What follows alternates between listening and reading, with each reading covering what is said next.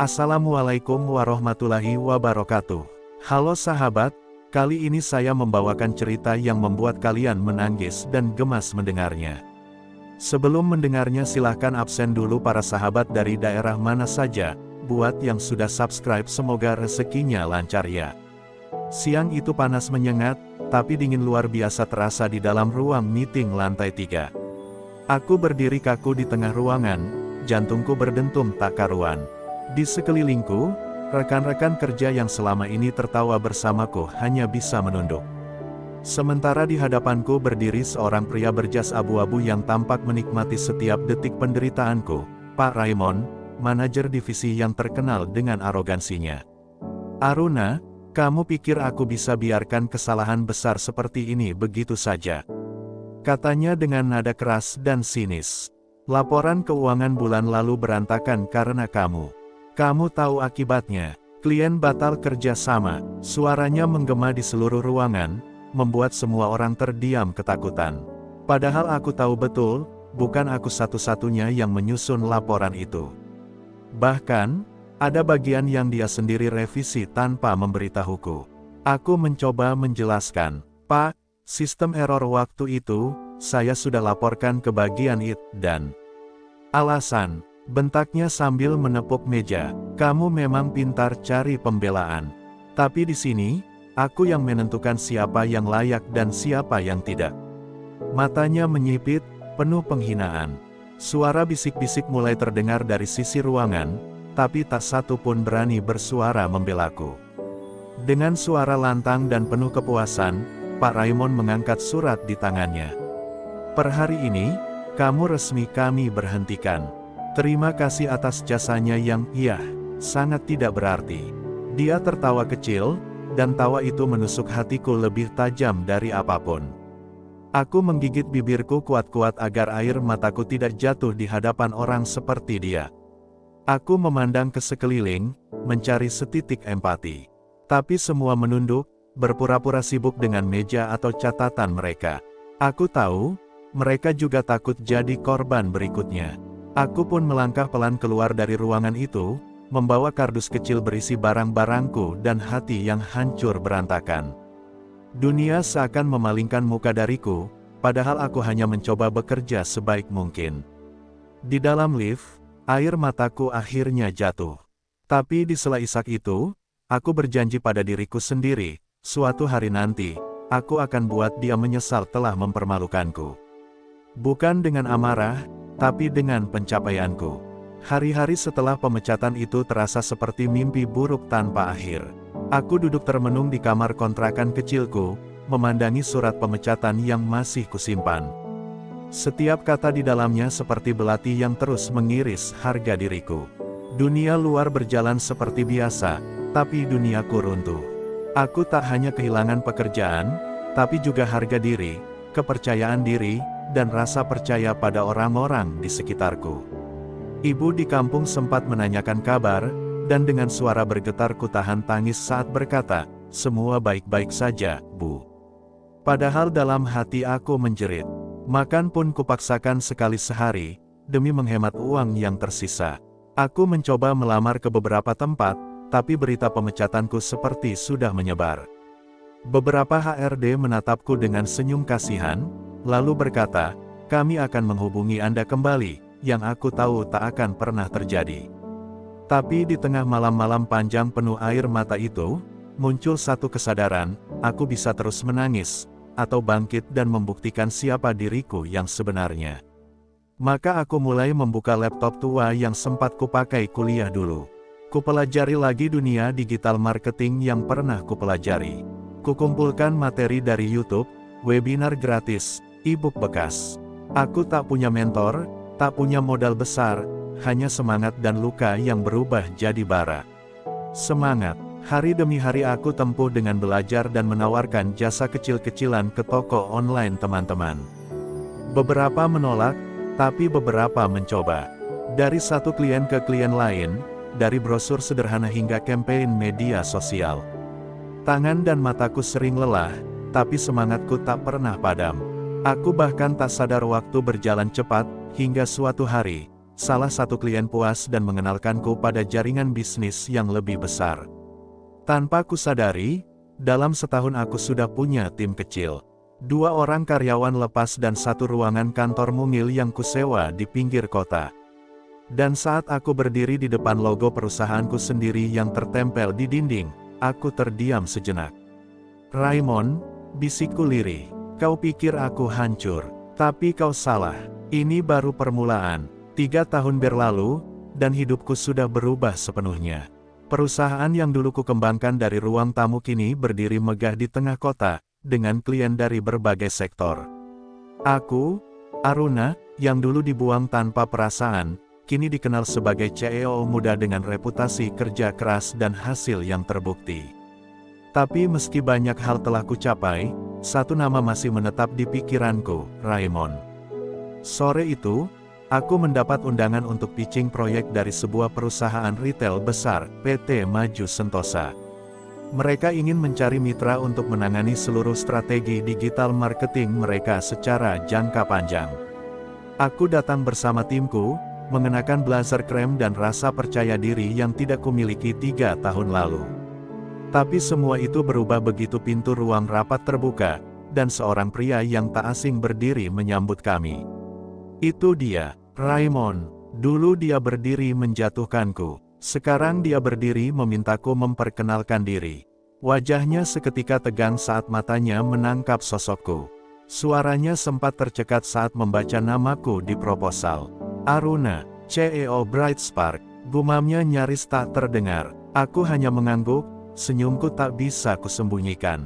Rapat itu menjadi panggung balas dendam paling indah dalam hidupku. Aku mempresentasikan strategi dengan tenang, jelas, dan penuh visi. Setiap kata yang kulontarkan membuat Raymond semakin kecut. Dia tahu sekarang siapa yang berdiri lebih tinggi. Beberapa kali dia mencoba menyela, tapi kini posisinya bukan atasan, melainkan pihak yang membutuhkan bantuanku. Saat presentasi usai dan mereka menyatakan tertarik bekerja sama, Raymond mendekatiku dengan senyum getir. "Aruna, tentang dulu, saya ingin minta maaf." Aku menatap matanya, tidak dengan marah, tapi dengan kekuatan yang dulu ia renggut dariku. "Pak Raymond, saya tidak menyimpan dendam. Tapi saya tak pernah lupa bagaimana rasanya dipermalukan. Terima kasih, karena tanpa itu, saya tak akan sampai di titik ini." Kerja sama dimulai seminggu setelah pertemuan itu. Timku datang ke kantor PT Maju Sentosa sebagai mitra resmi. Aku, dulu yang diusir tanpa ampun dari tempat ini, kini datang sebagai penyelamat bisnis mereka. Ironisnya, ruang rapat yang dulu jadi saksi aku dipecat, kini menjadi tempat di mana aku memberi pengarahan. Dan Raymond, duduk diam di pojok, mencatat instruksiku. Setiap langkah di koridor kantor itu membawaku pada kenangan kelam, tangis yang kutahan di lift, tatapan iba dari rekan kerja, dan kotak kecil berisi barang-barangku yang kubawa pulang dengan hati hancur. Tapi kini, semua berubah. Para staf menyapaku dengan hormat, beberapa bahkan mengenal reputasiku. "Ibu Aruna," kata mereka, dan aku hanya bisa tersenyum, karena tak ada yang tahu aku pernah di sini sebagai korban. Raymond terlihat gelisah tiap kali aku berbicara dengan timnya. Beberapa staf yang dulu menunduk, kini diam-diam memandangku dengan kagum. Dan di balik itu semua, aku bisa merasakan gengsi Raymond runtuh sedikit demi sedikit. Ia bukan lagi sosok angkuh yang memegang kendali, tapi seorang pria yang terpaksa mendengarkan orang yang dulu dia rendahkan. Suatu hari, saat rapat selesai dan semua sudah keluar ruangan, Raymond menahanku. "Aruna, aku serius minta maaf. Aku terlalu sombong dulu. Aku hanya merasa kamu ancaman waktu itu, karena semua orang mulai memuji kerjamu. Aku tak bisa terima itu." Aku menatapnya, tak dengan amarah, tapi kelegaan. "Saya tidak butuh penjelasan, Pak. Yang saya butuh dulu hanyalah rasa hormat, bukan permohonan maaf setelah semuanya hancur." Suaraku tegas, dan kali ini dia benar-benar tertunduk. Aku keluar dari ruangan itu tanpa menoleh lagi. Tidak dengan dendam, tapi dengan harga diri yang utuh. Karena balas dendam paling manis, bukan dengan membalas luka yang sama, tapi dengan menunjukkan bahwa aku bisa berdiri lebih tinggi tanpa harus menjatuhkan siapapun. Beberapa bulan berlalu sejak kerja sama dimulai. Proyek demi proyek sukses besar, dan PT Maju Sentosa mencatat peningkatan omset yang luar biasa. Namaku semakin dikenal di dunia bisnis, bukan hanya sebagai CEO muda, tapi sebagai sosok yang bangkit dari keterpurukan dengan kepala tegak. Di berbagai seminar dan undangan, aku berbagi kisahku, bukan untuk membuka luka, tapi untuk memberi kekuatan pada yang pernah direndahkan seperti aku. Raymond, kini hanyalah bayangan dari dirinya yang dulu. Setiap kali kami bertemu, sorot matanya tak lagi congkak. Ia lebih banyak diam, lebih sering mendengarkan. Aku tahu, ia sedang menelan pelajaran paling pahit dalam hidupnya, bahwa kekuasaan bisa runtuh dalam sekejap, dan orang yang direndahkan bisa jadi lebih tinggi darimu esok hari. Dan anehnya, aku tak merasa puas. Yang kurasakan, justru iba. Suatu hari, ia mengajakku berbicara di kafe dekat kantor. Dengan suara lemah ia berkata, "Aku hampir kehilangan semuanya, Aruna. Setelah kamu dipecat dulu, banyak staf resign. Reputasiku jatuh, dan aku tahu, itu semua karma." Ia menunduk lama, lalu melanjutkan, "Tapi kamu berbeda. Kamu memilih bangkit, bukan membalas." Aku menatapnya, lalu berkata pelan, "Bukan karena aku lemah. Tapi karena aku tahu, menyimpan dendam hanya akan membunuh masa depan. Dan aku, lebih memilih membangun jalanku sendiri." Aku bangkit dari kursi, meninggalkannya yang masih terpaku. Di luar kafe, langit mendung tapi terasa hangat. Aku menarik napas panjang dan tersenyum. Dalam hati, aku tahu satu hal pasti, aku telah menang. Bukan dengan teriakan, bukan dengan balasan, tapi dengan membuktikan bahwa orang yang pernah dihancurkan, bisa berdiri lebih tinggi tanpa harus menjatuhkan siapapun lagi. Beberapa minggu setelah pertemuan di kafe itu, aku menerima surat dari Raymond. Bukan proposal kerja, bukan urusan bisnis, melainkan surat pribadi. Dalam tulisannya yang penuh goresan tangan gemetar, ia mengungkapkan penyesalan terdalamnya. "Aruna," tulisnya, "kau tak hanya menyelamatkan perusahaan kami, tapi menyadarkanku akan arti rendah hati. Maaf, karena pernah menganggapmu kecil hanya karena aku takut sinarmu lebih terang dari aku." Kubaca surat itu berulang kali dengan mata yang sedikit basah. Siapa sangka, pria yang dulu membentakku di depan umum, kini menulis dengan jujur tentang luka dan rasa bersalahnya. Namun, yang paling menyentuh adalah kalimat di akhir, "Kau membalas dendam tanpa satu pun kata kasar." Dan itu membuatku lebih malu dari semua hukuman. Sejak saat itu, aku tak lagi merasa luka itu membekas sebagai dendam. Ia berubah menjadi kekuatan. Aku mulai diundang ke berbagai forum untuk berbagi cerita tentang bagaimana menghadapi atasan toksik, bangkit dari kegagalan, dan membuktikan nilai diri bukan dengan kemarahan, tapi dengan tindakan. Banyak orang mendatangiku sambil berkata, "Cerita kamu membuat aku kuat." Dan itu, jauh lebih memuaskan daripada membalas dengan sakit hati.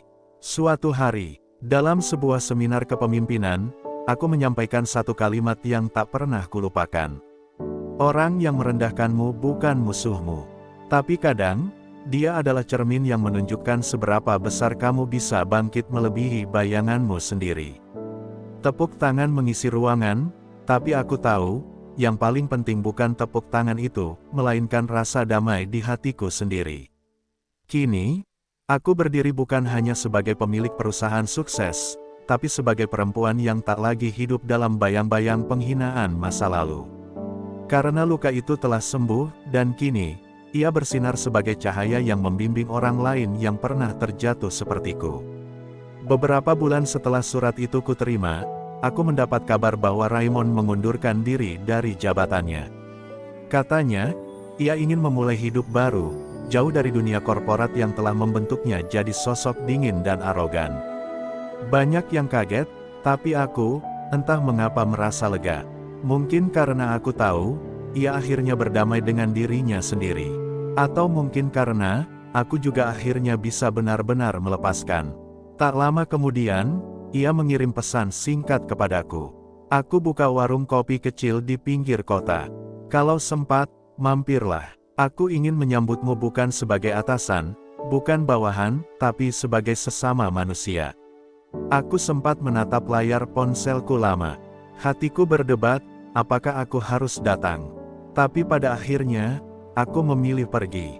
Bukan untuk bernostalgia, tapi untuk memastikan bahwa hatiku benar-benar telah sembuh.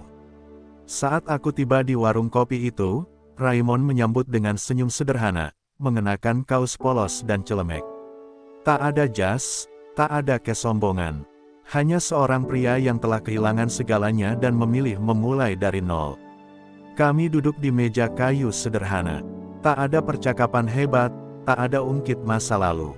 Hanya dua manusia yang akhirnya menyadari, rasa sakit yang dulu saling dilukai, bisa berubah jadi pelajaran berharga. Terima kasih sudah datang, katanya lirih. Aku kira kamu tak akan pernah memaafkan. Aku menatapnya, lalu berkata pelan, aku tidak datang untuk menghakimi. Aku datang untuk membuktikan, bahwa aku sudah tidak membawa luka itu kemana-mana lagi. Yang kamu lakukan dulu memang salah, tapi aku memilih menyembuhkan diriku, bukan membiarkan luka itu mengendalikan hidupku. Sore itu, aku pulang dengan hati ringan. Di luar, langit menjingga, seolah semesta pun ikut tenang. Aku menyadari satu hal yang paling penting selama ini, kemenangan sejati bukan saat musuhmu tunduk, tapi saat hatimu mampu memaafkan tanpa harus melupakan pelajarannya. Dan disitulah aku berdiri sekarang, sebagai perempuan yang pernah dihancurkan, tapi memilih membangun dan mengampuni. Beberapa tahun berlalu sejak pertemuanku terakhir dengan Raymond. Kini warung kopinya ramai pengunjung, dan kabarnya ia sering memberi pelatihan gratis untuk anak-anak muda tentang bisnis dan pentingnya etika kerja. Aku tersenyum setiap kali mendengarnya. Tidak ada lagi jejak pria yang dulu mempermalukanku di depan umum. Yang tersisa hanyalah sosok yang telah belajar, dari kesalahan, dari kejatuhan, dan dari ketulusan. Sementara itu, perusahaanku berkembang pesat. Aku mempekerjakan banyak orang yang dulu pernah kehilangan harapan seperti aku. Tak sedikit dari mereka datang dengan luka, dipermalukan, diabaikan, diremehkan. Tapi aku menyambut mereka bukan dengan curiga, melainkan dengan tangan terbuka. Karena aku tahu persis rasanya ketika seseorang hanya butuh satu kesempatan untuk bangkit dan membuktikan diri. Kadang, di malam hari, aku duduk sendiri di ruang kerjaku yang dulu hanya berupa sudut sempit di kamar kos. Kuletakkan tangan di dada dan mengingat masa-masa pahit itu. Saat aku berjalan keluar kantor dengan air mata yang kutahan.